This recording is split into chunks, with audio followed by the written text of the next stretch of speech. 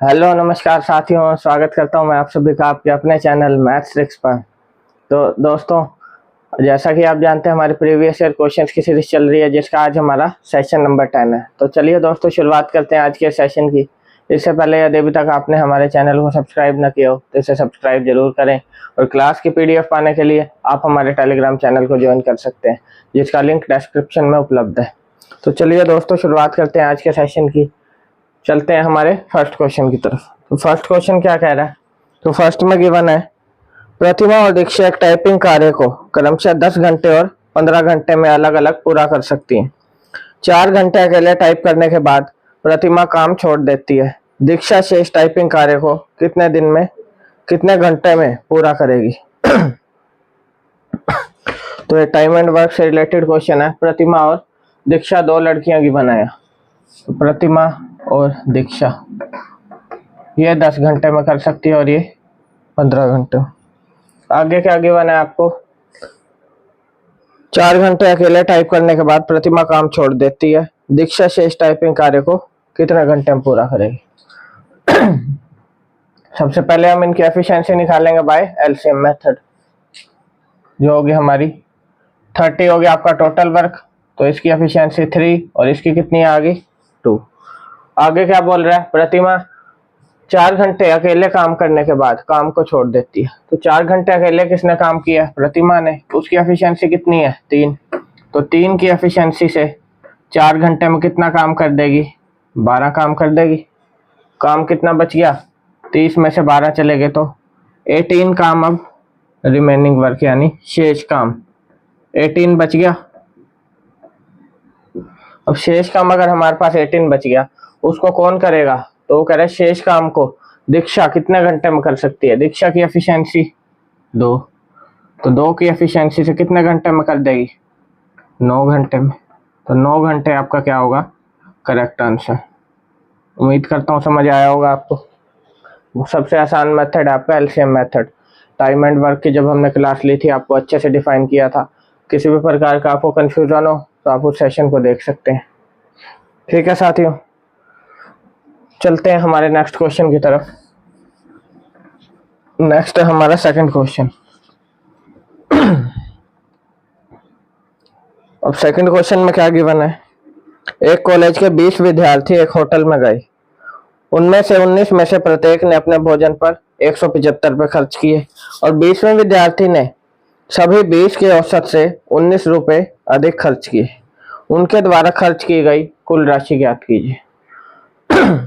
तो अच्छा क्वेश्चन है ये आपका एवरेज का। इसी पर बेस्ड मैं आपका सेशन लेके आ रहा हूँ सैटरडे को, जो हमारा स्पेशल सेशन होगा। तो उसमें मैं आपको एवरेज से रिलेटेड जितने भी डिफरेंट कंसेप्ट हैं वो सभी आपको डिफाइन करूंगा, और फिर डिफरेंट टाइप के जो क्वेश्चंस हैं वो आपको कराऊंगा, जो भी प्रीवियस ईयर बेस्ड है। तो चलिए इस क्वेश्चन को देख लेते हैं। क्या कह रहा है? एक कॉलेज के 20 विद्यार्थी एक होटल में गए। तो टोटल स्टूडेंट कितने हैं हमारे? 20। टोटल है 20। वो कह रहा है 20 में से 19 ने अपने खाने पे प्रत्येक ने 175 रुपये खर्च किए, यानी 19 में से प्रत्येक ने, हर एक बच्चे ने जो 19 थे 175 रुपये खर्च किए। तो टोटल खर्चा कितना आएगा? अगर एक बच्चा 175 खर्च कर रहा है तो 19 कितना करेंगे? 175 इंटू 19 यही होगा। अब आगे क्या कह रहा है? और 20वें विद्यार्थी ने सभी 20 के औसत से 19 रुपये अधिक खर्च किए। उनके द्वारा खर्च की गई कुल राशि बताओ। 20वें विद्यार्थी ने सभी जो 20 ने खर्च किए थे उसके औसत से 19 रुपये अधिक खर्च किए। तो ये कह रहा है कि 20वें विद्यार्थी ने उनके औसत से 19 रुपये अधिक खर्च किए। अब सभी 20 ने जितने खर्च किए वो तो टोटल तो आपको निकालना है, उसका औसत क्या होगा वो भी हमें गिवन नहीं है। तो हम क्या मान लेंगे? माना 20 विद्यार्थियों का औसत।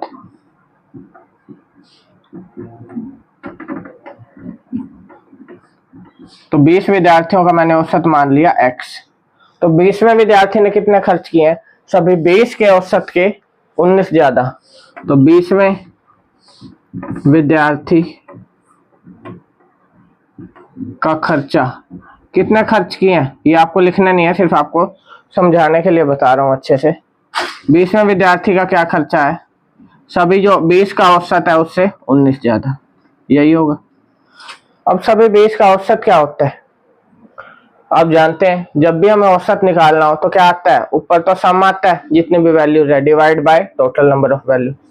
तो अगर ऊपर सम की बात करूं, 19 का खर्चा तो ये हो गया, प्लस 20वें बच्चे का खर्चा वो कितना है, x प्लस 19, यही होगा, डिवाइड बाय टोटल कितने हैं 20। औसत का यही फॉर्मूला होता है, और सबका औसत हमने कितना माना है, x।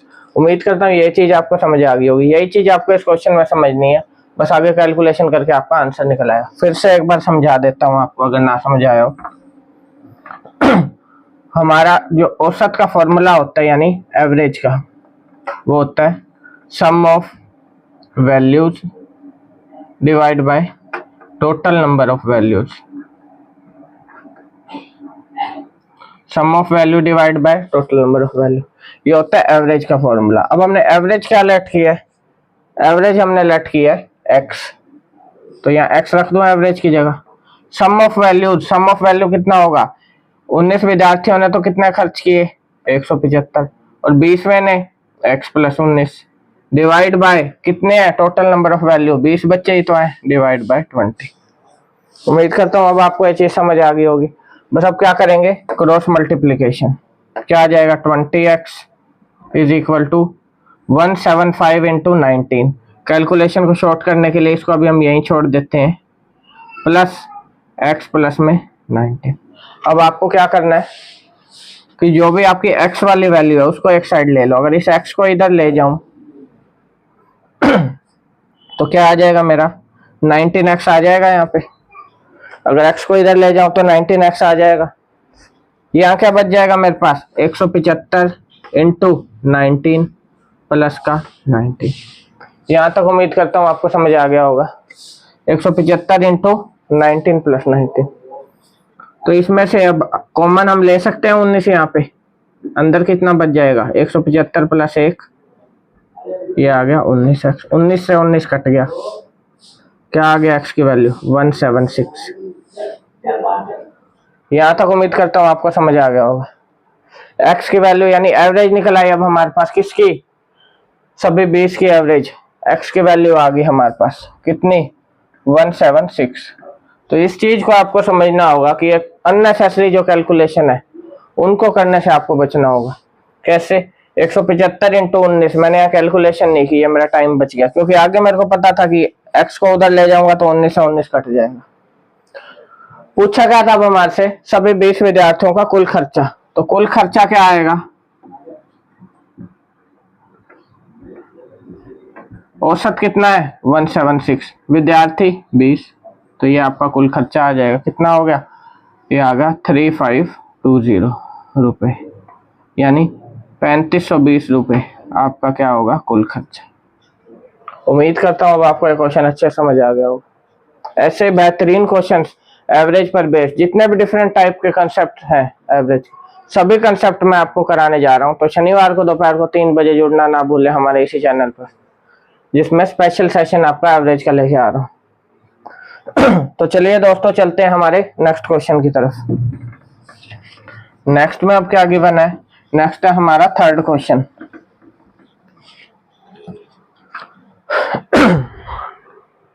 थर्ड क्वेश्चन क्या कह रहा है, दूर खड़ा एक व्यक्ति 1000 मीटर की ऊंचाई वाली इमारत को देखता है। इमारत का शीर्ष और जमीन के बीच कोण 30 डिग्री है। यह व्यक्ति इमारत से लगभग कितनी दूरी पर खड़ा है। तो ये आपका एप्लीकेशन ऑफ ट्रिग्नोमेट्री उसका क्वेश्चन है। ये आपका क्या कह रहा है, दूर खड़ा एक व्यक्ति 1000 मीटर ऊंची इमारत को देखता है। ये मैंने कोई भी इमारत बना ली, 1000 मीटर इसकी ऊंचाई होगी। एक व्यक्ति मान लो यहाँ खड़ा है, तो इमारत के शीर्ष को देख रहा है, यहां से देखेगा। वो कह रहा है इमारत के शीर्ष और जमीन के बीच कोण कितना है 30 डिग्री, ये 30 डिग्री है। कह रहा है व्यक्ति इमारत से लगभग कितनी दूरी पर खड़ा है। तो इसको मैं ए पॉइंट लेट करूं, इसको बी और इसको सी कर सकता हूं। तो ये दूरी आपको निकालनी है A B. F B distance आपको निकालना है। तो जैसे कि अगर आपने ट्रिग्नोमेट्री का पढ़ा हो चैप्टर, तो उसमें टेन थीटा क्या होता है, परपेंडिकुलर बाय बेस। अब ये बिल्डिंग तो परपेंडिकुलर होगी इसके, इसलिए हमें हमारी क्या अप्लाई हो जाएगी, पाइथागोरस थ्योरम। तो उसमें क्या होता है, टेन थीटा की वैल्यू क्या होगी, परपेंडिकुलर बाय बेस। अगर ट्रिग्नोमेट्री की बात करो, अब मैंने टेन थीटा क्यों लिया, क्योंकि मेरे को दिख रहा था कि ये तो परपेंडिकुलर है और ये बेस है। परपेंडिकुलर की वैल्यू हमें गिवन है और बेस की वैल्यू हमें निकालनी है। टेन थीटा, थीटा कितना गिवन है, 30 degree, tan 30 degree is equal to perpendicular हो गया 1000 और बेस की हमें वैल्यू, बेस है हमारा एफ बी, इसकी वैल्यू हमें निकालनी है। तो टेन थीटा की वैल्यू, इसलिए मैंने आपको कहा ट्रिग्नोमेट्री आपको आनी चाहिए अच्छे से, फॉर्मूलेज भी और ट्रिग्नोमेट्री की टेबल भी। टेन 30 होता है हमारा 1/√3 is equal to 1000 by F B. अब अगर क्रॉस मल्टीप्लाई करूं तो एफ बी की वैल्यू क्या आ रही है, 1000 इंटू √3, यही आ रही है हमारी एफ बी की वैल्यू। ठीक है साथियों, तो एफ बी की वैल्यू क्या आ रही है, 1000 इंटू √3। लेकिन आपका जो आंसर है वो सोल्व करके गिवन है, तो इसे भी हमें सोल्व करना होगा। √3 की वैल्यू जैसा कि आप जानते हैं क्या होती है, 1.732। √3 होता है, √2 होता है 1.414, √3 होता है 1.732। तो यहाँ से क्या वैल्यू निकल आएगी एफ बी की, 1732 मीटर। तो आपका जो एफ बी डिस्टेंस था उसकी वैल्यू क्या आ गई हमारी, 1732 मीटर। तो 1732 metre will be your correct answer for this question. उम्मीद करता हूँ आपको समझ आ गया होगा ये अच्छे से। ठीक है साथियों, चले नेक्स्ट क्वेश्चन की तरफ। दोस्तों अगर सेशन पसंद आ रहा हो तो इसे फटाफट से लाइक और शेयर कर दीजिए, और अभी तक हमारे चैनल को सब्सक्राइब ना किया हो तो इसे सब्सक्राइब जरूर कीजिए। चलिए फोर्थ क्वेश्चन देख लेते हैं। और फोर्थ क्वेश्चन में क्या गिवन है, फोर्थ में कह रहा है एक धनराशि साधारण ब्याज की दर से उधार दी गई थी, 12 वर्षों के बाद इसका साधारण ब्याज धनराशि का 3/5 हो जाता है, ब्याज दर ज्ञात कीजिए। तो साधारण ब्याज से रिलेटेड क्वेश्चन है ये आपका। चलिए सोल्व करा देते हैं इसको। वो कह रहा कोई धनराशि साधारण ब्याज की दर पे उधार दी गई थी, 12 वर्षों के बाद इसका साधारण ब्याज धनराशि का 3/5 हो गया। अब धनराशि का 3/5 हो गया ब्याज, ये भी आपको एक बार बेसिक से समझा देता हूँ। ब्याज है वो किसका, धनराशि का 3/5 हो गया। तो अगर धनराशि निकालूं मैं यहाँ,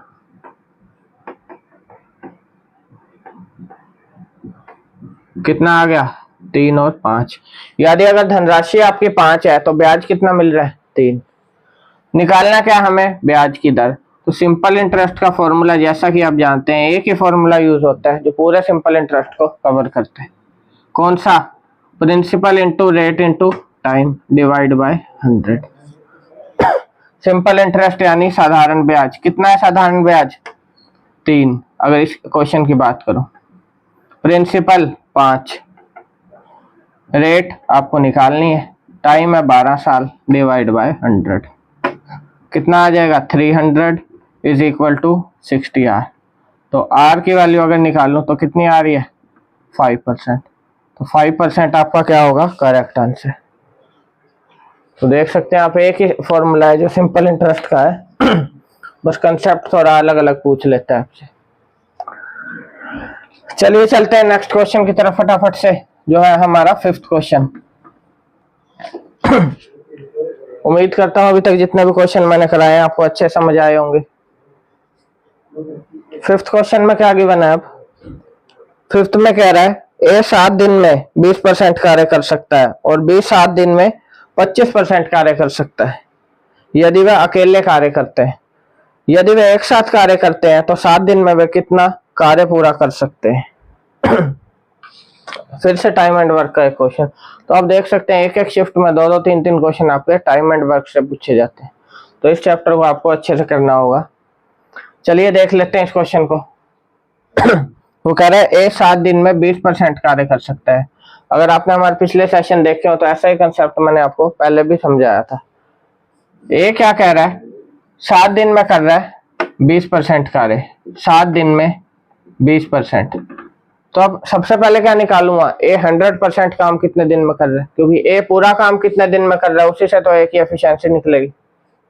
7 दिन में अगर कर रहा है 20%, हमको कितना चाहिए, 20% कर रहा है 7 दिन में, 100% कितने में करेगा, 7/20 इंटू 100 कितना आ गया, 35।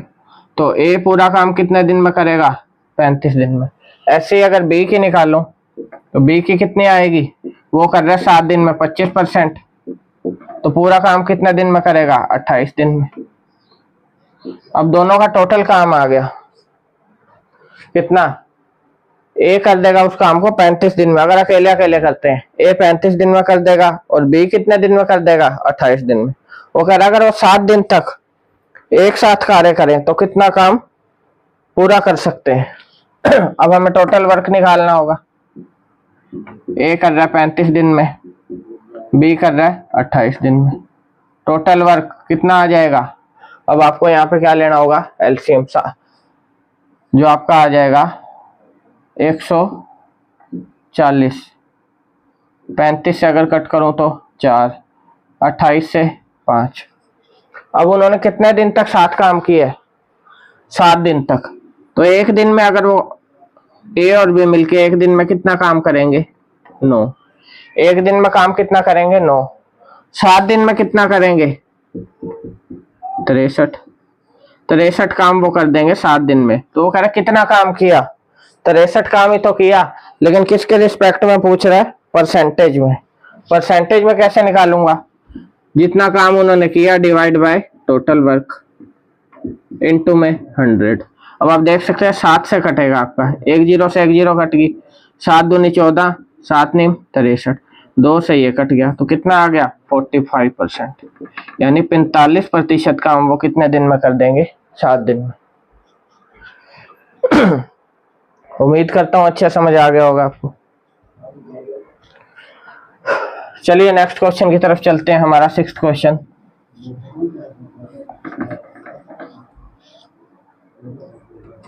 अब 6th क्वेश्चन में क्या कह रहा है, वो कह रहा है निम्नलिखित में से कौन सी संख्या 24 से विभाज्य है। तो 4 संख्याएं आपको गिवन है और उसमें पूछा है कि कौन सी संख्या आपकी 24 से विभाज्य होगी। तो 24 से डिवाइड होने वाली आपको संख्या निकालनी है। तो इस टाइप के क्वेश्चंस अगर आपको कोई भी प्रॉब्लम हो तो हमने शनिवार को आपका स्पेशल सेशन लिया था, जिसमें आपको डिविजिबिलिटी रूल्स और डिविजिबिलिटी की ट्रिक्स बताई थी। तो उसी से रिलेटेड अगर आपने वो सेशन देखा हुआ तो इस क्वेश्चन को आप तुरंत चुटकियों में कर लेंगे। अगर ना देखा हो तो मैं आपको कहूंगा कि आप जाके एक बार सेशन जरूर देखें, आपको पसंद आएगा और आपके बहुत काम आएगा। तो आपको पूछा कि कौन सा ऑप्शन 24 से विभाजित होगा। तो अगर 24 से डायरेक्ट आप विभाजित करने बैठ जाए तो कितना टाइम लग जाएगा आप सोच सकते हैं। तो इसके लिए हमने आपको शॉर्टकट ट्रिक बताई हुई है। क्या, फर्स्ट ऑप्शन क्या है, 49512। तो हमें क्या करना है, यहाँ पे 24 के फैक्टर बनाएंगे 8 और 3, यही बनेंगे। तो हमारा एक तो ये नंबर 8 से डिवाइड होगा और एक ये 3 से। तो सबसे पहले चेक कर लेता हूँ मैं चारों नंबर्स को कि वो क्या 8 से डिवाइड हो रहे हैं। इस तरह से हमारे नंबर जो है एलिमिनेट हो जाएंगे। तो 8 से डिविजिबिलिटी का क्या नियम है हमारा, पहला नंबर है आपका ये, सेकंड है 52 6 6 8, थर्ड है 64 760 और फोर्थ है हमारा 26 9 6 8।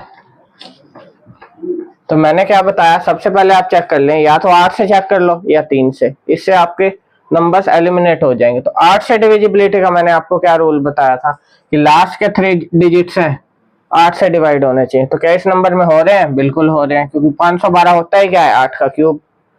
इसमें अगर 8 से चेक करूं तो 8 से करूंगा मैं 64 और 28, ये नहीं हो रहा, तो एक नंबर आपका एलिमिनेट हो गया ऑलरेडी। इसकी बात करूं लास्ट के 3 डिजिट, तो जाएगा 8 निम 72 और 8 पंजे 40, तो ये भी हो रहा है 8 से। अगर बात करूं इसकी, तो इसके लास्ट के 3 देखूं 8 16 8, ये भी हो रहा है, तो एक तो आपका ऑप्शन एलिमिनेट हो गया, बच गए 3। अब चेक करेंगे हम 3 से कैसे डिवाइड हो रहे हैं, यानी 3 से डिविजिबिलिटी का क्या रूल था कि नंबर के जो डिजिट्स हैं उनका सम क्या होगा 3 से डिवाइड। इसका अगर सम करूं 9 और 4 13, 13 और 5 18, 18 और 1 19, 19 और 2 21, तो ये 3 से भी हो रहा है। अब इसको तो चेक करना ही नहीं, हमने ऑलरेडी एलिमिनेट हो गया। ये क्या था 64 760, 6 और 4 10, 10 7 17, 17 और 6 23, क्या 23 3 से डिवाइड होता है? नहीं, तो ये भी क्या हो गया एलिमिनेट। 6 और 2 8, 8 और 9 17, 17 और 6 23, 23 और 8 31, क्या 31 3 से डिवाइड होता है? नहीं होता, तो 3 नंबर आपका एलिमिनेट, एक ही नंबर बच गया, ये आपका क्या होगा करेक्ट आंसर। करेक्ट आंसर क्या होगा? ऑप्शन नंबर ए 49,512, जो आपका 24 से डिवाइड होगा। तो इस तरीके से आप इस टाइप के क्वेश्चंस को कर सकते हैं। ठीक है साथियों, चलिए चलते हैं फटाफट से हमारे नेक्स्ट क्वेश्चन की तरफ, जो है हमारा 7th क्वेश्चन। तो 7th क्वेश्चन में अब क्या कह रहा है? 7th में कह रहा है यदि 5 वर्ष का साधारण ब्याज मूलधन के 25% के बराबर है, तो कितने वर्षों बाद ब्याज मूलधन के बराबर होगा? बहुत ही सिंपल क्वेश्चन। अगर इस क्वेश्चन को आपने एक बार कर लिया, तो अगली बार आप इसका देखते ही आंसर लगा के आएंगे। क्या कह रहा है? 5 वर्ष का साधारण ब्याज मूलधन के 25% के बराबर है तो कितने वर्षों बाद ब्याज मूलधन के बराबर हो? अब आप चाहें तो सिंपल इंटरेस्ट का या तो फॉर्मूला लगा सकते हैं, या फिर डायरेक्ट मेथड बता देता हूं। तो डायरेक्ट में क्या है, 5 वर्षों का साधारण ब्याज, 5 वर्ष में कितना हो रहा है? 25% मूलधन का। कितना चाहिए? 100%। 100% ही तो होगा मूलधन। 25 इंटू 4 100, तो इसको भी 4 से कर दो, तो 20 वर्ष आपका क्या आ गया करेक्ट आंसर। इसलिए मैं कह रहा था एक बार अगर आपने इस क्वेश्चन को कर लिया, अगली बार देखते ही लगा के आओगे। तो ऐसे क्वेश्चंस में आपको टाइम सेव करना होता है, देखते ही आंसर निकालो और आगे चलो, ताकि बाकी क्वेश्चंस में आपको टाइम मिल जाए। ठीक है साथियों, इसके अलावा आप इसको चाहें तो बेसिक मेथड से कर सकते हैं, जो सिंपल इंटरेस्ट का फॉर्मूला है। प्रिंसिपल की जगह प्रिंसिपल, ब्याज की जगह 25% है ना मूलधन का, तो ब्याज की जगह 25 रख दो, मूलधन की जगह 100 रख दो। टाइम आपको ऑलरेडी गिवन है 5 वर्ष, उससे आपका निकल आएगा कितने वर्षों में। तो चलिए नेक्स्ट क्वेश्चन देख लेते हैं हमारा। नेक्स्ट है अब हमारा 8th क्वेश्चन। 8th में कह रहा है X square minus Y square और एक्स माइनस वाई का तृतीय अनुपाती ज्ञात करें। तो 4th प्रोपोर्शनल मैंने आपको पिछले सेशन में शायद कराया था, अब पूछा है 3rd प्रोपोर्शनल तो 3rd प्रोपोर्शनल का क्या फॉर्मूला होता है? बी स्क्वायर अपॉन ए, ये होता है आपका 3rd प्रोपोर्शनल का formula. C is equal to B square upon A. ये कैसे आता है? ऐसे हम इसको लिख देते हैं, A upon B is equal to B by C. A B C हो गए आपके नंबर्स। 3rd प्रोपोर्शनल यानी C पूछा है इस क्वेश्चन में, तो ए और बी की जगह आप उनकी वैल्यूज पुट कर देंगे, तो यहाँ से आपकी C की वैल्यू निकल आएगी। तो ए की वैल्यू क्या गिवन है? X square minus Y square, B है एक्स माइनस वाई, तो बी है हमारा एक्स माइनस वाई, तो एक्स माइनस वाई का square divide by X square minus Y square. इसको अगर ओपन करूं, या फिर डायरेक्ट आप क्या कर सकते हैं, शॉर्टकट में करना है तो एक्स माइनस वाई का स्क्वायर एज इट इज रखिए। अब ये क्या है? ए स्क्वायर माइनस बी स्क्वायर, यानी ए प्लस बी ए माइनस बी, यही होता है हमारा ए स्क्वायर माइनस बी स्क्वायर का फॉर्मूला, ए प्लस बी और ए माइनस बी। तो आप देख सकते हैं इससे एक पावर कट गई, क्या बच गया? X minus Y upon X plus Y, यही आपका क्या होगा करेक्ट आंसर। तो 3rd प्रोपोर्शनल क्या होगा हमारा? X minus Y upon X plus Y. उम्मीद करता हूँ अब आपको समझ आ गया होगा। तो ये होता है 3rd प्रोपोर्शनल का formula, C is equal to B square upon A. आप चाहें तो इसे नोट कर सकते हैं। ठीक है साथियों, चलिए चलते हैं हमारे 9th क्वेश्चन की तरफ।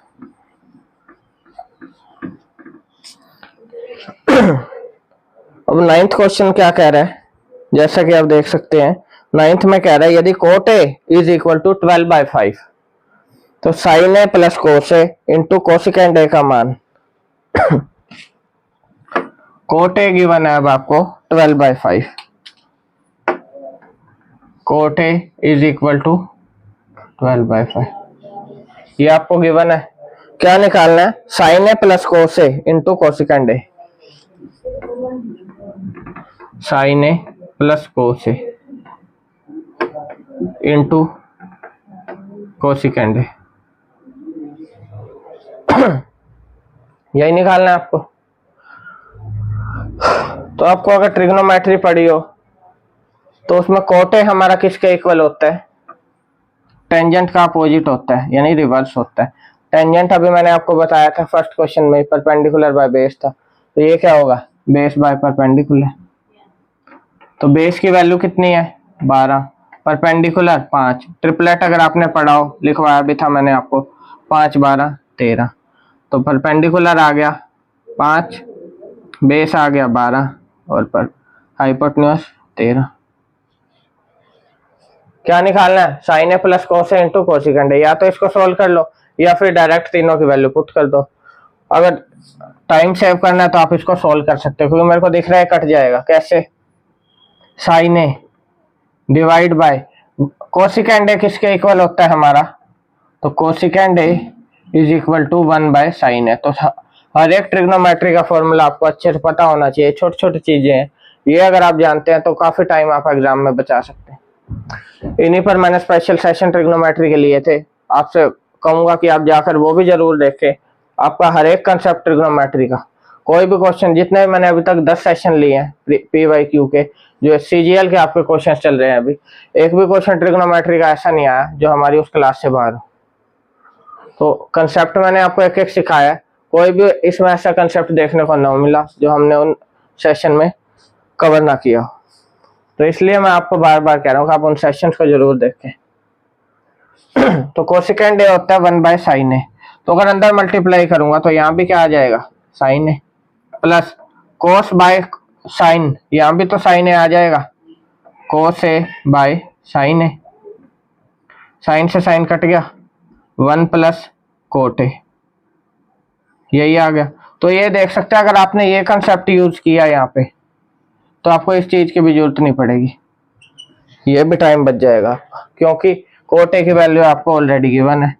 तो 1 प्लस 12/5 कितना आ गया, 17/5। तो 17/5 will be your correct answer for this question, यानी ऑप्शन नंबर 3 आपका करेक्ट होगा। ठीक है साथियों, चलिए नेक्स्ट क्वेश्चन देख लेते हैं, 10th क्वेश्चन। 10th क्वेश्चन आपका क्या रहता है, होमवर्क का क्वेश्चन। तो 10th क्वेश्चन होता है आपका होमवर्क का क्वेश्चन। तो ये 10th क्वेश्चन आपको घर पे ट्राई करना है, एक आसान क्वेश्चन है, अगर आपने सक्सेसिव केस हमसे पढ़ा हो तो आप इस क्वेश्चन को चुटकियों में कर लेंगे। एक लास्ट जो हमने सेशन लिया था उसमें आपको 10th क्वेश्चन होमवर्क के लिए दिया था, उम्मीद करता हूँ आपने ट्राई किया होगा।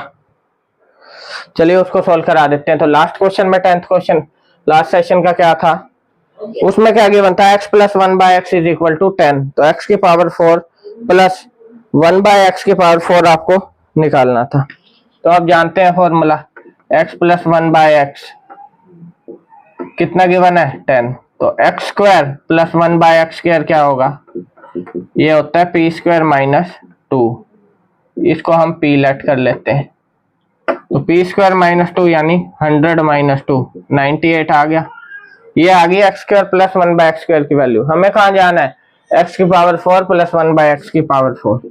तो एक बार फिर से स्क्वायर कर देंगे, इसका कितनी आ जाएगी, 98 का स्क्वायर माइनस 2, यही निकल के आएगा आपका 98 का स्क्वायर माइनस 2।